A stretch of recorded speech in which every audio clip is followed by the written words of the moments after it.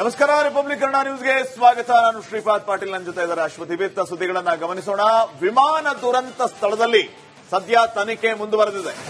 ಎಎಐಬಿ, NSD, FSL, ಸೇನೆ, NDRF, police ಇವರೆಲ್ಲರೂ ಕೂಡ ಈಗ ತನಿಖೆಯನ್ನ ಮಾಡ್ತಾ ಇದ್ದಾರೆ. ವಿವಿಧ ತನಿಖಾ ತಂಡಗಳಿಂದ ಕಾರ್ಯಾಚರಣೆ ನಿರಂತರವಾಗಿ ನಡೀತಾ ಇದೆ. ಪತನವಾದ ವಿಮಾನಗಳ ಅವಶೇಷಗಳ ಸಂಗ್ರಹ, ಅಲ್ಲಿ ಸದ್ಯ ಏನೆಲ್ಲ ಸಿಕ್ಕಿದೆ ಅವೆಲ್ಲವನ್ನು ಕೂಡ ಶಿಫ್ಟ್ ಮಾಡುವಂತ ಕೆಲಸ ಆಗ್ತಾ ಇದೆ. 2 ಕ್ರೇನ್ಗಳ ಮೂಲಕ ಆ ಅವಶೇಷಗಳನ್ನ ಮೇಲೆತ್ತುವ ಕಾರ್ಯ. ದುರಂತ ನಡೆದ ಸ್ಥಳದಿಂದ ರಿಪಬ್ಲಿಕ್ ಕನ್ನಡ ಗ್ರೌಂಡ್ ರಿಪೋರ್ಟ್ ನೀಡ್ತಾ ಇದೆ. ಈವರೆಗೂ ಅಲ್ಲಿ ಏನೆಲ್ಲ ಬೆಳವಣಿಗೆ ಆಗಿದೆ, ಏನೇನು ಆಗ್ತಾ ಇದೆ ನೋಡಿ. ದೃಶ್ಯಗಳಲ್ಲಿ ತಾವು ಗಮನಿಸ್ತಾ ಇರೋದು ಇದು ಘಟನೆ ನಡೆದಂತಹ ಸ್ಥಳ, ವಿಮಾನ ಪತನವಾದಂತಹ ಸ್ಥಳವನ್ನ ತಾವೀಗ ಗಮನಿಸ್ತಾ ಇದ್ದೀರಿ. ಬಿಜೆ ಹಾಸ್ಪಿಟಲ್ನ ಹಾಸ್ಟೆಲ್ ಮೇಲೆ ಏನು ವಿಮಾನ ಪತನ ಆಯಿತು, ಅದಾದ ನಂತರ ಅಲ್ಲಿನ ವಾತಾವರಣ, ವಿಮಾನಗಳ ಅವಶೇಷಗಳು ಅಲ್ಲಲ್ಲಿ ಬಿದ್ದಿರೋದು. ಈಗಾಗಲೇ ಎಎಐಬಿ, ಏರ್ಕ್ರಾಫ್ಟ್ ಆಕ್ಸಿಡೆಂಟ್ ಇನ್ವೆಸ್ಟಿಗೇಷನ್ ಬ್ಯೂರೋ, ಎಎಐಬಿ ಅಂದ್ರೆ ಅವರು ಈಗಾಗಲೇ ಸ್ಥಳಕ್ಕೆ ಬಂದಿದ್ದಾರೆ. ಎನ್ಎಸ್ಡಿ ತಂಡ ಇದೆ, ಎಫ್ಎಸ್ಎಲ್ ತಂಡ ಇದೆ. ಹಾಗೇನೆ ಗುಜರಾತ್ನ 40 ಅಧಿಕಾರಿಗಳ, ಪೊಲೀಸ್ ಇಲಾಖೆಯ 40 ಅಧಿಕಾರಿಗಳ ತಂಡವೂ ಕೂಡ ಸಿದ್ಧವಾಗಿದೆ. ಅವರು ಇವರ ತನಿಖೆಗೆ ಸಹಕಾರವನ್ನು ನೀಡುತ್ತಾರೆ. ಸೊ ಈ ಎಲ್ಲಾ ಅಧಿಕಾರಿಗಳು ಸೇರಿಕೊಂಡು ಈಗ ನಿರಂತರವಾಗಿ ತನಿಖೆಯನ್ನ ಚುರುಕುಗೊಳಿಸಿದ್ದಾರೆ. ವಿಮಾನ ಪತನ ಆಗಿದ್ದು ಹೇಗೆ, ಈ ಯಕ್ಷ ಪ್ರಶ್ನೆಗೆ ಉತ್ತರ ಸಿಗಬೇಕಾಗಿದೆ. ಆ ನಿಟ್ಟಿನಲ್ಲಿ ತನಿಖೆ ಚುರುಕಿನಿಂದ ಸಾಗಿದೆ. ಬ್ಲಾಕ್ ಬಾಕ್ಸ್ ನಿನ್ನೆ ಸಿಕ್ಕಿದೆ, ಅದರಲ್ಲಿ ದತ್ತಾಂಶಗಳ ಸಂಗ್ರಹ ಆಗಿರುತ್ತೆ. ವಿದೇಶದ ಲ್ಯಾಬ್ಗೆ ಅದನ್ನ ಪರೀಕ್ಷೆಗಾಗಿ ಕಳಿಸಿಕೊಡಲಾಗಿದೆ. ಅಲ್ಲಿ ಆ ದತ್ತಾಂಶದಲ್ಲಿ ಸ್ಫೋಟಕ ವಿಚಾರಗಳು ಬಹಿರಂಗ ಆಗುತ್ತಾ, ಲಾಸ್ಟ್ ಮೂಮೆಂಟ್ ಅಲ್ಲಿ ಏನಾಯ್ತು ಏರ್ ಕ್ರಾಶ್ ಆಗುವಾಗ, ಇವೆಲ್ಲವೂ ವಿಚಾರಗಳು ನಿರೀಕ್ಷೆಯಂತೆ ಅತಿ ವೇಗವಾಗಿ ತನಿಖೆ ಚುರುಕುಗೊಂಡು ಆದಷ್ಟು ಬೇಗ ದೇಶದ ಜನರಿಗೆ ಉತ್ತರ ಸಿಗುತ್ತೆ ಅನ್ನುವಂತ ನಿರೀಕ್ಷೆ ಇದೆ.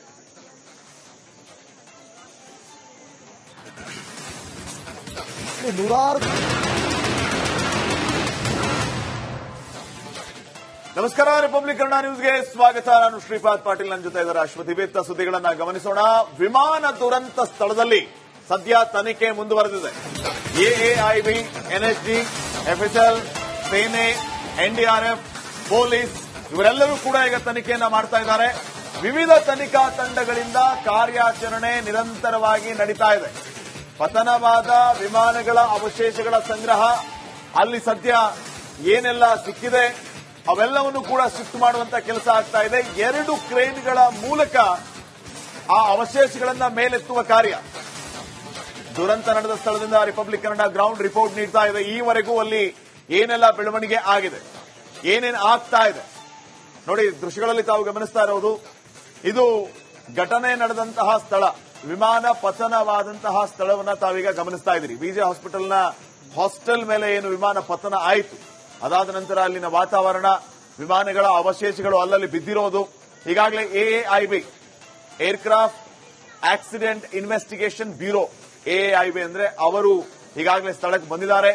ಎನ್ಎಸ್ಡಿ ತಂಡ ಇದೆ, ಎಫ್ಎಸ್ಎಲ್ ತಂಡ ಇದೆ.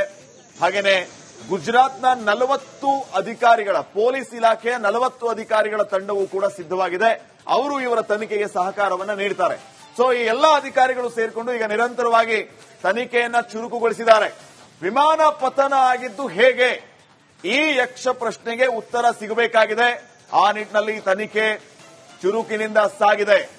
ಬ್ಲಾಕ್ ಬಾಕ್ಸ್ ನಿನ್ನೆ ಸಿಕ್ಕಿದೆ, ಅದರಲ್ಲಿ ದತ್ತಾಂಶಗಳ ಸಂಗ್ರಹ ಆಗಿರುತ್ತೆ. ವಿದೇಶದ ಲ್ಯಾಬ್ಗೆ ಅದನ್ನ ಪರೀಕ್ಷೆಗಾಗಿ ಕಳಿಸಿಕೊಡಲಾಗಿದೆ.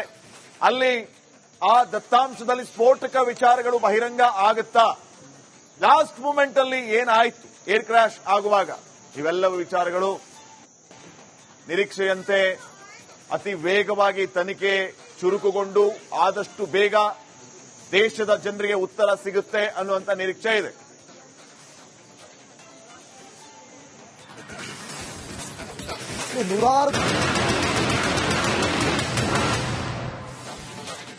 ನಮಸ್ಕಾರ. ರಿಪಬ್ಲಿಕ್ ಕನ್ನಡ ನ್ಯೂಸ್ಗೆ ಸ್ವಾಗತ. ನಾನು ಶ್ರೀಪಾದ್ ಪಾಟೀಲ್, ನನ್ನ ಜೊತೆ ಇದ್ದಾರೆ ಅಶ್ವಥ್. ವಿವಿಧ ಸುದ್ದಿಗಳನ್ನ ಗಮನಿಸೋಣ.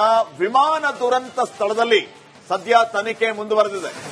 ಎಎಐಬಿ, ಎನ್ಎಸ್ಡಿ, ಎಫ್ಎಸ್ಎಲ್, ಸೇನೆ, ಎನ್ಡಿಆರ್ಎಫ್, ಪೊಲೀಸ್ ಇವರೆಲ್ಲರೂ ಕೂಡ ಈಗ ತನಿಖೆಯನ್ನ ಮಾಡ್ತಾ ಇದ್ದಾರೆ. ವಿವಿಧ ತನಿಖಾ ತಂಡಗಳಿಂದ ಕಾರ್ಯಾಚರಣೆ ನಿರಂತರವಾಗಿ ನಡೀತಾ ಇದೆ. ಪತನವಾದ ವಿಮಾನಗಳ ಅವಶೇಷಗಳ ಸಂಗ್ರಹ, ಅಲ್ಲಿ ಸದ್ಯ ಏನೆಲ್ಲ ಸಿಕ್ಕಿದೆ ಅವೆಲ್ಲವನ್ನು ಕೂಡ ಶಿಫ್ಟ್ ಮಾಡುವಂತ ಕೆಲಸ ಆಗ್ತಾ ಇದೆ. 2 ಕ್ರೇನ್ಗಳ ಮೂಲಕ ಆ ಅವಶೇಷಗಳನ್ನ ಮೇಲೆತ್ತುವ ಕಾರ್ಯ. ದುರಂತ ನಡೆದ ಸ್ಥಳದಿಂದ ರಿಪಬ್ಲಿಕ್ ಕನ್ನಡ ಗ್ರೌಂಡ್ ರಿಪೋರ್ಟ್ ನೀಡ್ತಾ ಇದೆ. ಈವರೆಗೂ ಅಲ್ಲಿ ಏನೆಲ್ಲ ಬೆಳವಣಿಗೆ ಆಗಿದೆ, ಏನೇನು ಆಗ್ತಾ ಇದೆ ನೋಡಿ. ದೃಶ್ಯಗಳಲ್ಲಿ ತಾವು ಗಮನಿಸ್ತಾ ಇರೋದು ಇದು ಘಟನೆ ನಡೆದಂತಹ ಸ್ಥಳ, ವಿಮಾನ ಪತನವಾದಂತಹ ಸ್ಥಳವನ್ನ ತಾವೀಗ ಗಮನಿಸ್ತಾ ಇದ್ದೀರಿ. ವಿಜಯ ಹಾಸ್ಪಿಟಲ್ನ ಹಾಸ್ಟೆಲ್ ಮೇಲೆ ಏನು ವಿಮಾನ ಪತನ ಆಯಿತು, ಅದಾದ ನಂತರ ಅಲ್ಲಿನ ವಾತಾವರಣ, ವಿಮಾನಗಳ ಅವಶೇಷಗಳು ಅಲ್ಲಲ್ಲಿ ಬಿದ್ದಿರೋದು. ಈಗಾಗಲೇ ಎಎಐಬಿ ಏರ್ಕ್ರಾಫ್ಟ್ ಆಕ್ಸಿಡೆಂಟ್ ಇನ್ವೆಸ್ಟಿಗೇಷನ್ ಬ್ಯೂರೋ, ಎಎಐಬಿ ಅಂದ್ರೆ ಅವರು ಈಗಾಗಲೇ ಸ್ಥಳಕ್ಕೆ ಬಂದಿದ್ದಾರೆ. ಎನ್ಎಸ್ಜಿ ತಂಡ ಇದೆ, ಎಫ್ಎಸ್ಎಲ್ ತಂಡ ಇದೆ, ಹಾಗೇನೆ ಗುಜರಾತ್ನ 40 ಅಧಿಕಾರಿಗಳ, ಪೊಲೀಸ್ ಇಲಾಖೆಯ 40 ಅಧಿಕಾರಿಗಳ ತಂಡವೂ ಕೂಡ ಸಿದ್ಧವಾಗಿದೆ. ಅವರು ಇವರ ತನಿಖೆಗೆ ಸಹಕಾರವನ್ನ ನೀಡುತ್ತಾರೆ. ಸೊ ಈ ಎಲ್ಲಾ ಅಧಿಕಾರಿಗಳು ಸೇರ್ಕೊಂಡು ಈಗ ನಿರಂತರವಾಗಿ ತನಿಖೆಯನ್ನ ಚುರುಕುಗೊಳಿಸಿದ್ದಾರೆ. ವಿಮಾನ ಪತನ ಆಗಿದ್ದು ಹೇಗೆ, ಈ ಯಕ್ಷ ಪ್ರಶ್ನೆಗೆ ಉತ್ತರ ಸಿಗಬೇಕಾಗಿದೆ. ಆ ನಿಟ್ಟಿನಲ್ಲಿ ತನಿಖೆ ಚುರುಕಿನಿಂದ ಸಾಗಿದೆ. ಬ್ಲಾಕ್ ಬಾಕ್ಸ್ ನಿನ್ನೆ ಸಿಕ್ಕಿದೆ, ಅದರಲ್ಲಿ ದತ್ತಾಂಶಗಳ ಸಂಗ್ರಹ ಆಗಿರುತ್ತೆ. ವಿದೇಶದ ಲ್ಯಾಬ್ಗೆ ಅದನ್ನ ಪರೀಕ್ಷೆಗಾಗಿ ಕಳಿಸಿಕೊಡಲಾಗಿದೆ. ಅಲ್ಲಿ ಆ ದತ್ತಾಂಶದಲ್ಲಿ ಸ್ಫೋಟಕ ವಿಚಾರಗಳು ಬಹಿರಂಗ ಆಗುತ್ತಾ, ಲಾಸ್ಟ್ ಮೂಮೆಂಟ್ ಅಲ್ಲಿ ಏನಾಯ್ತು ಏರ್ ಕ್ರಾಶ್ ಆಗುವಾಗ, ಇವೆಲ್ಲವೂ ವಿಚಾರಗಳು ನಿರೀಕ್ಷೆಯಂತೆ ಅತಿ ವೇಗವಾಗಿ ತನಿಖೆ ಚುರುಕುಗೊಂಡು ಆದಷ್ಟು ಬೇಗ ದೇಶದ ಜನರಿಗೆ ಉತ್ತರ ಸಿಗುತ್ತೆ ಅನ್ನುವಂತ ನಿರೀಕ್ಷೆ ಇದೆ.